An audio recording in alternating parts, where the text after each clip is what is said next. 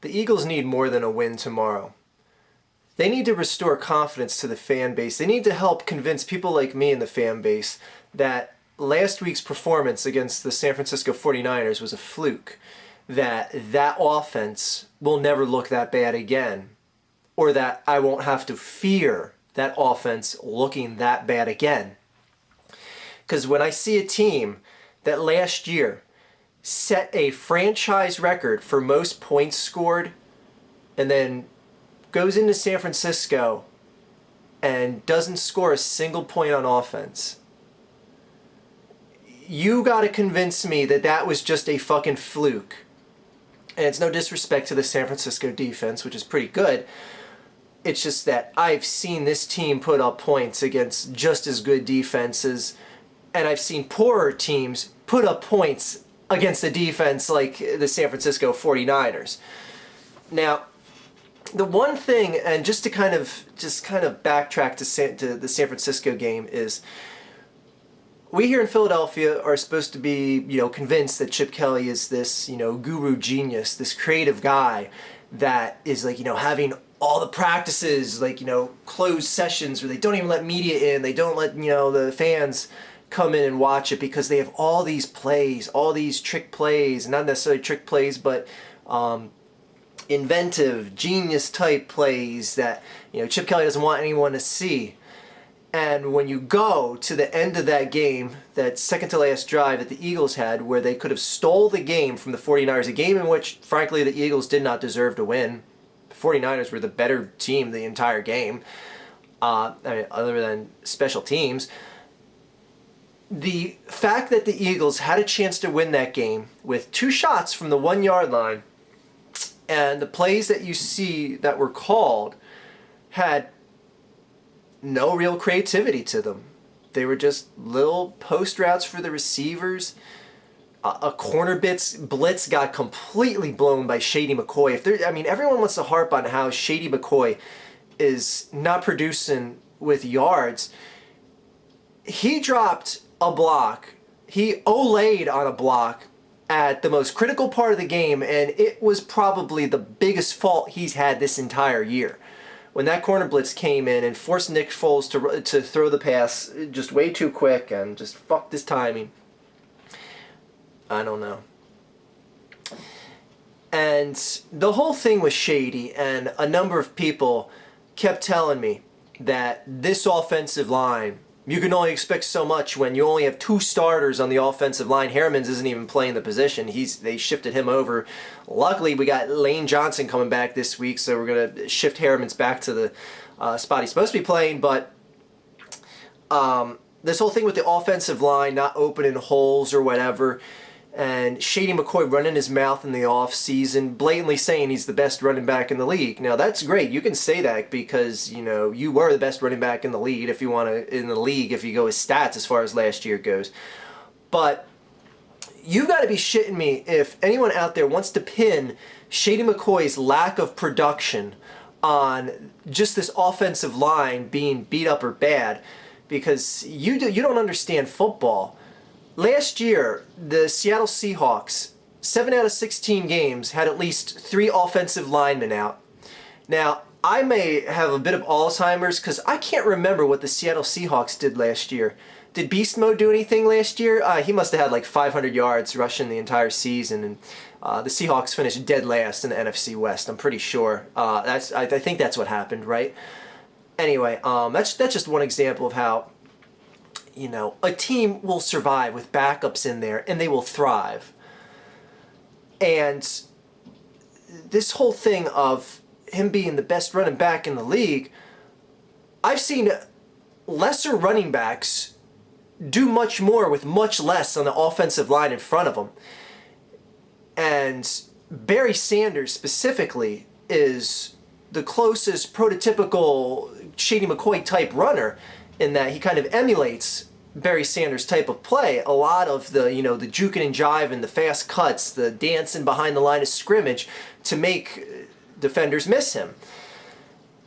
And the fact that he can't break free and that he's doing too much dancing behind the line rather than hitting a hole is kind of concerning.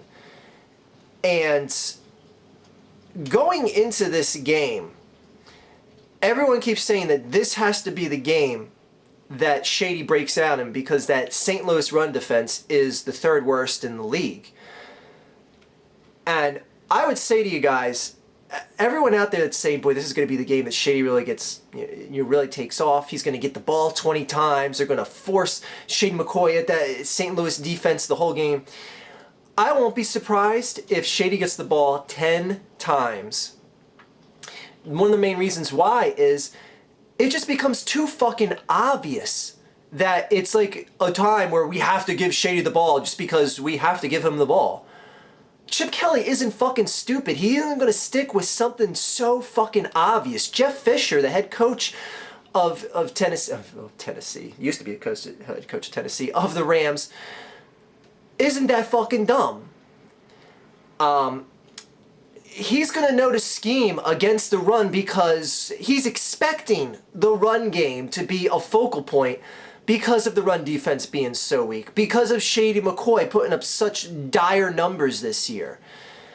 And going back to what I said about, like, a Barry Sanders type runner that dances behind the line of scrimmage and finds the holes, if Shady McCoy was this quote-unquote best running back in the league, he would find a way to get the yardage. And that's what the best running backs do. They find a way to get the yardage. Even when it's on limited touches, they find a way. So far, Shady's had 4 games this year, and Lesean ain't got fucking shit to show for it. He's got a 2-point-something average per game, and if he wants to keep calling himself the best running back in the league, he's got to more than double that. Anyway, I gotta tell you, I honestly, I don't see the run game being a big factor tomorrow because it's going to be too obvious if they go with it. As far as my prediction goes, of course, I see the Eagles winning this game. It's a home game. It's a rebound game where Chip Kelly is and that team is just embarrassed with that goose egg that they put up on offense last week in San Francisco. And they know. It's not that so much this is a must-win game. It's that this is a must-prove game. Because if that offense goes out there and shits the fucking bed again, it is code red, all 5-alarm fire time. It is going to be fucking havoc here. And one of the reasons why I say, you need more than a win in this, because if this game gets won in like a field goal in the closing seconds, and I'm going to hear, oh, well, they struggled the whole game, but they came out and pulled out the win in the end. A win is a win. If I hear that shit one more time, and people telling me like, oh, what would you rather the team be, have less wins right now but be playing more convincing football? Yes, I actually would. I can tell you right now, and I'll compare the Eagles to the Indianapolis Colts, a team that has less wins right now. 2 losses, one against the Eagles and one against the best team in the AFC, the Broncos, a team where they almost pulled out a victory in the 4th quarter in Andrew Luck style. That team has less wins. I would feel much more confident as a Colts fan right now with Andrew Luck leading the league in passing touchdowns, with that team really gelling, really starting to put up points, really never being out of games, having a soft division, like the Eagles are supposed to have, but that's a whole different story. The NFC East looks to be a bit more competitive. I'd feel much more confident as a Colts fan right now than an Eagles fan, even though the Eagles have more wins. Because wins only mean so much in that you just need enough wins to get into the playoffs. I mean, let's be realistic. It's not that wins don't matter, because you obviously need wins to get into the playoffs.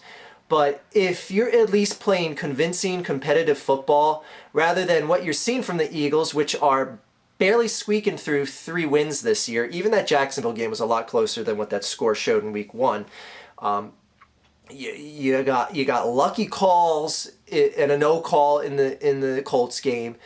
You have a kicker that misses a 33-yard field goal in the Redskins game. And then, this game against San Francisco, you look like shit on offense. You looked irrelevant. You look like a team that had, just complete backups in the game on every single position of offense, because no one stood out, no one looked impressive. And that brings us to this week. I want to see a convincing win. I want to see at least a 14-plus point win. and it's got to be a controlled game. I want to see the defense look as good as they did against this San Francisco team, because that was the one thing that, all the hate and criticism that this offense is going to get, that defense looked so fucking good last week. Not that they're like world beaters or anything like that, but comparatively from what we've seen out of this Eagles defense, especially the past few years, that defense was getting pressure on Kaepernick the whole game. They were breaking down that offensive line, just constantly getting pressure on him. It's something that you hadn't seen to that level in quite some time. And it's nice to see that, because this is the team, that San Francisco team, that made it to the NFC Championship game and a Super Bowl the past 3 years. Not the Super Bowl the past 3 years. They made it to the NFC Championship game the past 3 years. So, it's a statement that the defense held up that good against that high-scoring San Francisco offense. Anyway, this week, we got some pieces back, like Lane Johnson. Kendricks is, I guess, going to be out again. Who knows how the fuck long a little calf injury is going to keep him out. Shady, he's got to find a way to take advantage of every single fucking touch he gets. I don't want to see him dancing behind the line of scrimmage if there's a hole in front of him and he's going like, I can only get 2 or 3 yards. Let me try cutting this to the outside and breaking one, because that shit ain't working for him this year. And one of the main reasons why I think that's not working, it's something that really isn't touched. I heard going into preseason, into training camp, that he cut 20 pounds in the off season. And I said to myself, well, why did he do that? Now, obviously, the common logic is a running back does that to make himself quicker. I see that more as, if you're not broke, don't try and fix yourself. He was the league's leading rusher. Why are you going to change something, about the formulaic equation that is your body and your production ability? Why are you going to change any single one variable to your game? And, people are like, well, what are you talking about? Why would it fuck up his game? 20 pounds is a significant amount of weight to lose. And saying what I said, like how, he's a Barry Sanders-esque type runner where he does a lot of pivoting, a lot of juking and jiving behind the line to break tackles. His balance would be off a hair if you think about it. When he, goes to plant his foot and cut to one side over the other, his weight isn't going to shift the same. The way he reacts, the way his legs move, everything is going to be off by just a hair. And for someone like him, who is a guy that runs just out of the grasp of the defender, is now kind of like pivoting into the grasp of a defender, it looks like. And you got to wonder if he needs to put that weight the fuck back on. Because that's the one thing that I look at and I go, that's the one thing that is absolutely different, other than that offensive line being so banged up. But again, I've seen lesser runners have no problem producing yardage behind shit offensive lines. So that is just a piss poor man's excuse for making up excuses for Shady that, he's not producing for any number of reasons. And I don't think the offensive line is a good reason to give. Is it part of it? Absolutely. Because if that offensive line was the same as it was last year, it's going to help him out. I'm not saying it's not a factor at all, but it's a poor excuse to say, oh, there's a reason why he has 85% less yardage per carry this year. It's because that offensive line is terrible. No. I think that is only just a mere part of it. Because running backs don't drop so drastically in production the way he does. Anyway, and I'm sorry I didn't talk so much about the game because, this is a game where they should win. They should win this game against the Rams. And if they don't win, then they don't deserve to go anywhere, frankly. And the reality will be clear, and we'll just, look forward to Flyers hockey starting on Wednesday.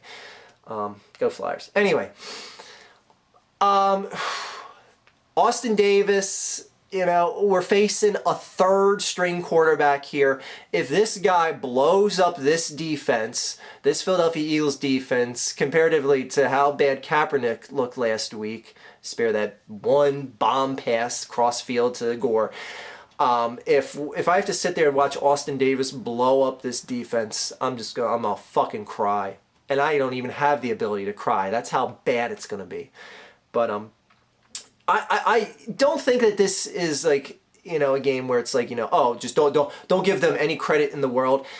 St. Louis is a team where you know, they can still surprise you. Even that Dallas game where they came out with 21 points, 21 unanswered points right off the get-go and stunned that Dallas team. Stunned them to the point where it's like, oh wow, this is the Dallas team we all thought was going to show up, and you know, helped convince Dallas that, you know, they aren't the fuck sticks that they should be. But again, let's see how Dallas does against some real opponents. But anyways, the Saints suck this year. Sorry to break that news to you, Dallas.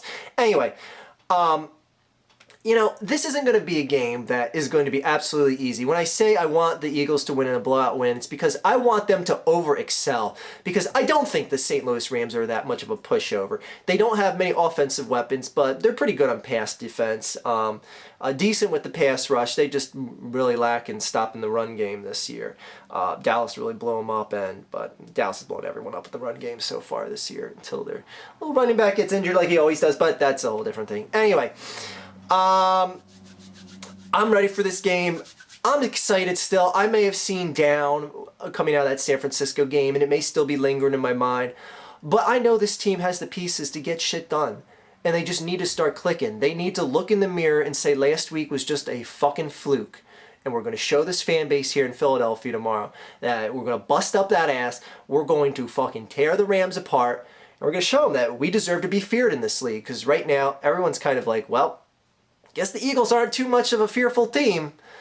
Anyway, just get it done. Just get it done. Chip, show some of that creativity that you don't want the general public to see, that you have in these closed-door sessions. Show me that last week was just a fluke. Show me that you deserve to be this coach that had the highest scoring offense in Philadelphia Eagles history last year. Show me that you can find plays to get Shady involved. Just to calm his tone right now, because right now he is just stressed the fuck out. Anyway, go Eagles, get shit done, and I've got nothing else left to add, and I'm just evaporated from making so many videos this week. And a lot of people kept saying that these football videos were going to cut into making my non-football videos. Just, you know, look at the videos I've made to find out what a lie that is. Anyway, have a good day, better tomorrow. Go fucking Eagles, and fuck those Dallas Cowboys. Fuck them with a big Texans cock right up their arsehole. Have a good day, everyone.